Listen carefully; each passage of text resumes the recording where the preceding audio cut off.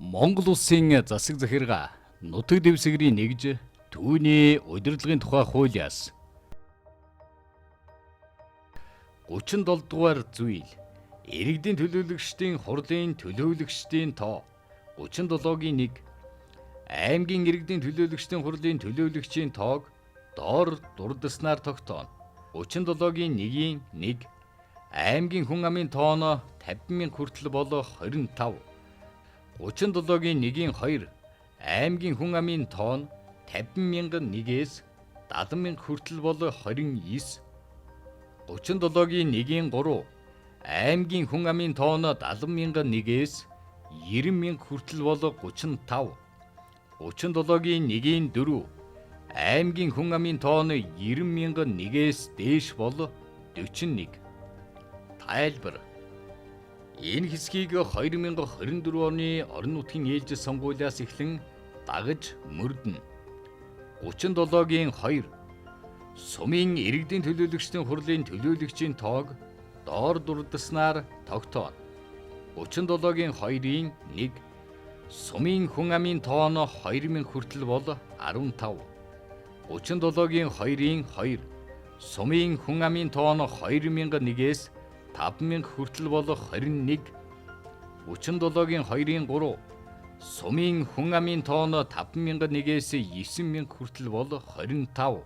37-гийн 2-ийн 4 сумын хүн амын тоо нь 9,001 ба түүнээс дээш бол 29. Тайлбар. Энэ хэсгийг 2024 оны орон нутгийн ээлжид сонгуулиас эхлэн дагаж мөрдөнө. 37-гийн 3 нийслэлийн иргэдийн төлөөлөгчдийн хурлын төлөөлөгчдийн тоо 45 байна. 37-гийн 4 дүүргийн иргэдийн төлөөлөгчдийн хурлын төлөөлөгчийн тоог доор дурдаснаар тогтооно. 37-гийн 4-ийн 1 дүүргийн хүн амын тоо нь 100,000 хүртэл болох 25.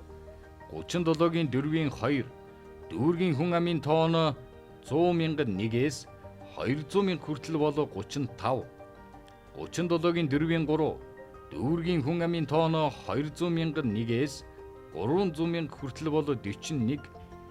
37-гийн 4-ийн 4 дүүргийн хүн амын тоо нь 300,000-1 ба түүнээс дээш бол 43. Тайлбар. Энэ хэсгийг 2024 оны орон нутгийн ээлжид сонгуулиас эхлэн дагаж мөрдөнө.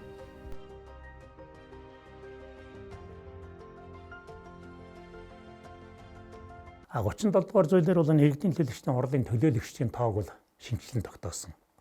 Гэхдээ бол юу гэхээр манай хууль маань бол 22 оноос эхлэн хэрэгжиж байгаа. Учираас үүнээс өмнө бол иргэдийн төлөөлөгчдийн хурал сонгогдоод явчихсан байсан.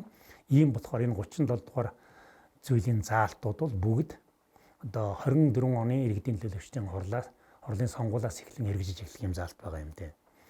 За энд бол аймгийн төлөөлөгчдийн иргэдийн төлөөлөгчдийн хурлын тоо, сумын иргэдийн төлөөлөгчдийн хурлын тоог бол тодорхойлон товчхондоо хэлье.